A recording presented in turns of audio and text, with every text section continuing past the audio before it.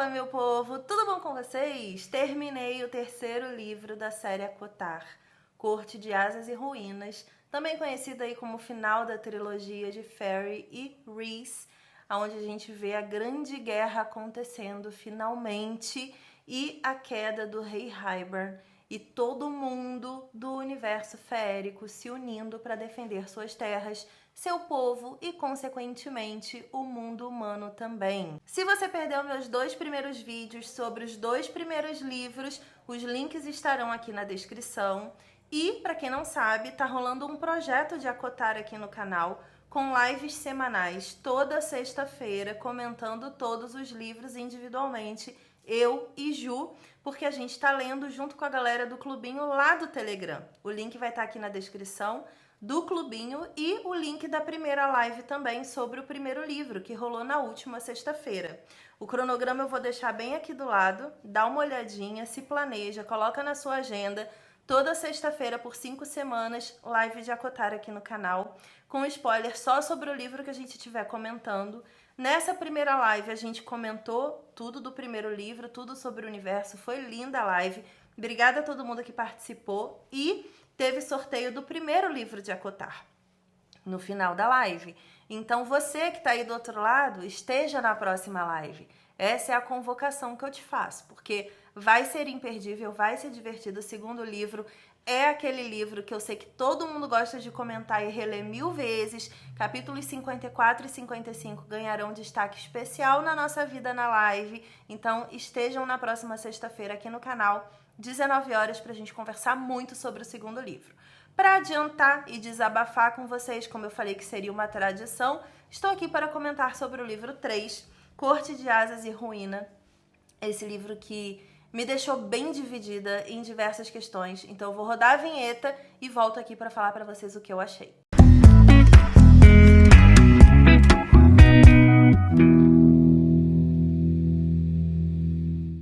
Cara, uma coisa que eu tô muito na minha mente, assim, pensando, é que a Sarah, a autora dos livros, ela entregou um estilo de leitura no primeiro livro, né, que é aquela inspiração de A Bela e a Fera, e a gente acredita no Tamlin, acredita na Fairy, acredita naquele conto de fadas acontecendo, a gente embarca naquela narrativa de a Chosen One que salvou o seu grande amor e então viveram felizes para sempre.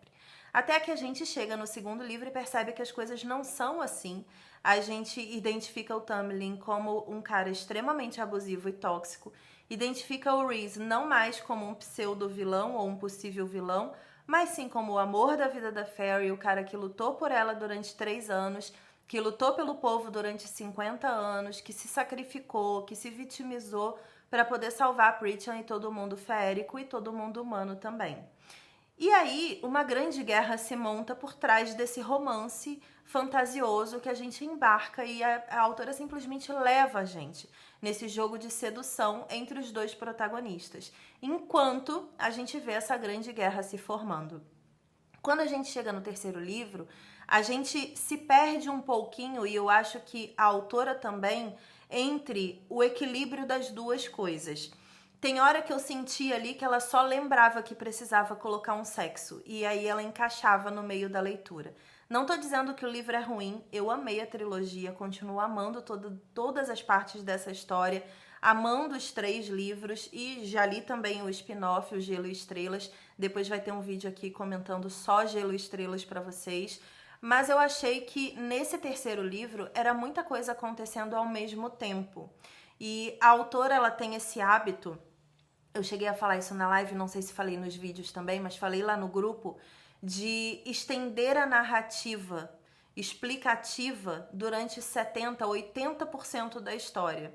E quando coloca essa reta final, ela simplesmente atocha tudo ali, acontecendo tudo de uma vez, fazendo diversos desfechos desesperados ao mesmo tempo. De novo, a história é muito boa, mas eu acho que o equilíbrio de ritmo de contação de história dela falha um pouquinho nesse sentido. E nesse terceiro livro isso ficou muito evidente para mim. Era como se em alguns momentos ela lembrasse que tinha que dar um desfecho para alguns personagens e aí ela só dava esse desfecho sem maiores explicações. sendo que capítulos antes ela tinha perdido um tempo descrevendo o céu, descrevendo o chão, descrevendo isso, aquilo, tempo que poderia ser investido no desenvolvimento desses desfechos, sabe? Eu acho que todos os desfechos foram super aceitáveis. Eu gostei da participação do entalhador de ossos, da criatura da biblioteca lá de Velares e também da Tecelã. Eu achei incrível o desfecho da Yanti, eu acho que foi digníssimo. Chorei com a morte do Suriel, o maior fofoqueiro de Pritchard. Chorei de verdade, eu achei que aquela cena foi super emocionante. Amei que o entalhador de ossos mostrou o futuro filho, né, da Fairy e do Rhys para ela. Eu achei que isso trouxe ali um sentido de futuro muito mais legal, considerando que Sarah não é uma autora que escreve epílogos. Eu achei que foi ali minimamente um vislumbre de futuro pelo qual a gente, não só eles, pudesse lutar também para ler em algum momento. Então achei isso muito interessante. Gostei demais da batalha, a descrição de batalhas dela é maravilhosa. Tanto a batalha de Adriata, quanto a batalha final contra o Rei Hybern e tudo que aconteceu ali, as micro-batalhas até chegar na Grande Guerra, incrivelmente bem descritas, incrivelmente parecidas com o Senhor dos Anéis, inclusive na estrutura de guerra. Achei maravilhoso tudo isso. Só que eu acho que ela desenvolveu tão bem esses personagens individualmente, a personalidade deles e a importância da vida pessoal deles no meio disso tudo, que essa parte pra mim ficou um pouco capenga. As justificativas de mudanças, sabe, entre os personagens. Eu gosto muito de fantasia e gosto muito de romance também. E eu já li muita fantasia que por si só é muito bem estruturada e já li muito romance que por si só é muito bem estruturado. Quando ela se propõe a misturar esses dois gêneros, ela precisa tomar muito cuidado para não deixar que um sobressaia, eventualmente, sabe? Demais. E ela esqueça do outro, porque ela tem leitores que gostam das duas coisas lendo essa saga. Então, eu achei, por exemplo, que a história da Elaine, tanto com o Lucien quanto com o Azriel e a Nesta, junto com Cassian e a Mor, porque ela tá no meio dessa história também das duas, e do Azriel e do Cassian, eu achei muito jogado, como se fossem migalhas que ela estivesse colocando ali para garantir que a gente lesse os próximos livros que a gente sabe que são sobre as irmãs. Só que ela não teve confiança, eu acho, no público dela, sabe? Eu acho que ela não investiu de verdade nesse público emocionalmente, ao ponto de confiar que a gente vai ler. Independente de qualquer coisa, a gente estará ali para entender a história dessas pessoas. Ver o sucesso do lançamento de Chamas Prateadas. Era muito óbvio que as pessoas estariam ali. A editora garantiu esse sucesso para ela quando encomendou os próximos livros da saga. Eu acho que faltou essa segurança na escrita desse terceiro livro. E aí tiveram alguns trechos que foram muito corridos. O trecho da participação do pai das meninas, a chegada do exército humano junto com Dracon, a Miriam... É Dracon? Calma, agora eu não lembro se o nome... Enfim, com a Miriam e o parceiro dela, junto com a Vassa, o Jurian e o Lucien, com todo aquele arsenal humano para lutar naquela guerra, e o pai das meninas, né, o pai da Fairy, da Nesta e da Elaine, eu achei extremamente corrido, extremamente mal explicado. Alguns ânimos ali agitados e eventualmente passivos demais, extremamente mal argumentados, e é por isso que a Nesta é a minha favorita desde sempre, porque ela é a pessoa que olha para aquilo tudo e fala, gente, não é assim que funciona. As coisas estão sendo jogadas aqui no meu colo. Então, vamos ver como isso vai se desenvolver, se é que vai se desenvolver em algum momento, mas eu achei essa parte muito mal explicada, muito corrida, muito mal escrita. O desfecho do Rei Hybern, da Amren, do Caldeirão, a morte do Rhys, a recuperação de tudo aquilo ali do trecho final da história foi muito corrido. De novo, eu amei o desfecho, eu amei a história, eu amei a narrativa, eu amei os desfechos enquanto conclusões de histórias de personagens. Mas eu acho que para uma pessoa que estava entregando ali um livro grande já, ela podia ter acrescentado algumas linhas para poder explicar com um pouco mais de calma algumas coisas. Quero dizer que essa é a autora que na hora de colocar, por exemplo, um Rhysand dizendo por que ele é parceiro da Fairy, ela colocou um capítulo inteiro de explicação. Na hora de botar o primeiro sexo entre eles, ela também colocou um capítulo inteiro de explicação. Então é uma autora que sabe descrever emoções, sentimentos, e ela sabe ter uma cadência narrativa muito boa pro romance. Só que quando chegou nessa parte da fantasia, que a gente precisava desse acalento, que a gente precisava das justificativas e dos argumentos, ela não entregou.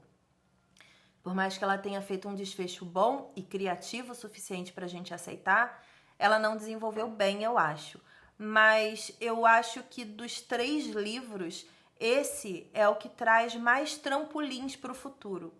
E talvez aí tenha sido realmente mais uma escolha editorial dela, já que talvez aí nesse ponto ela já tivesse algumas ideias de continuar a história. Por mais que não tivesse ainda sido confirmado, como a gente sabe que só foi depois, ela tinha já uma ideia de talvez continuar essa história.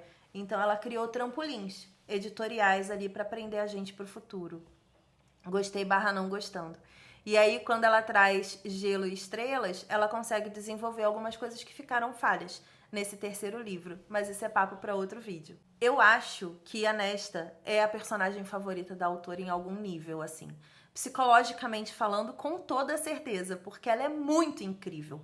Tudo dela é incrível. Todas as respostas, todas as reações, a forma que ela evolui enquanto personagem. Quando a gente vai para a reunião dos Grão-Senhores, que a gente tem ali a primeira vez que o Tamlin encontra com a Fairy e com o Rhys, a gente tem os parceiros, né, todos, parceiros não, os aliados de guerra todos, a gente tem também aqueles que não acreditam muito na Fairy, no Rhys, a revelação dela ser Grã-Senhora, a gente tem tanta coisa política acontecendo ali, e emocional também para todos eles, né? Existe um embate físico ali do Asriel, o embate físico do Tamlin com a Fairy e o Rhys, a gente tem muita coisa acontecendo ali, física e pessoal, e quando a gente vai para a parte emocional da Nesta, ela tá muito focada na missão, ela tá muito focada em ajudar e resolver aquilo ali. Ela mostra quem ela é sem todos os problemas que o Caldeirão trouxe para a vida dela, sabe? Sem todos os pesares que esses poderes do mundo férico trouxeram ali para ela e os traumas também. Então eu gosto muito do desenrolar dessa personagem desde o início, vocês sabem disso. Eu tô aqui pela história da Nesta, eu tô aqui por Chamas Prateadas. Eu tô 100% entregue para a história dela, ansiosíssima para ler esse livro, porque eu acho que ele de longe vai ser o meu favorito de todos, afinal de contas, Nesta é uma personagem com pé no chão e eu tô super feliz que ela ganhou essa primeira trilogia aí depois da história de Fairy e Rhys. Acho que desabafei coisas que estavam travadas aqui no meu coração. Volto para falar de Gelo e Estrelas no próximo vídeo aí, nos próximos dias com vocês. Vou seguir minha leitura para Chamas Prateadas e anota na sua agenda. Próxima sexta-feira, agora, dessa semana, vai ter live aqui no canal, 19 horas, comentando Névoa e Fúria. Se prepara, porque tem muita fanart legal, tem muito bate-papo legal e muito conteúdo incrível pra gente se divertir e rir bastante. Traz o seu lanchinho, traz o seu vinho, o seu refrigerante, seu suco, sua água, seja lá o que você bebe quando está com os seus amigos. Traz um petisquinho, porque a gente fica aí para mais de 2 horas fácil, batendo papo sobre esse segundo livro delicinha. Então você tem um encontro marcado comigo e com a Ju sexta, 19 horas, e dá uma olhada nos nossos conteúdos de Acotaro, o link dos livros todos estão aqui na descrição também, para quem quiser entrar nesse mundinho. Espero vocês, obrigada a quem está acompanhando o projeto e obrigada a todos os comentários sobre os vídeos e as lives e os conteúdos do Clubinho também. Beijo e até a próxima!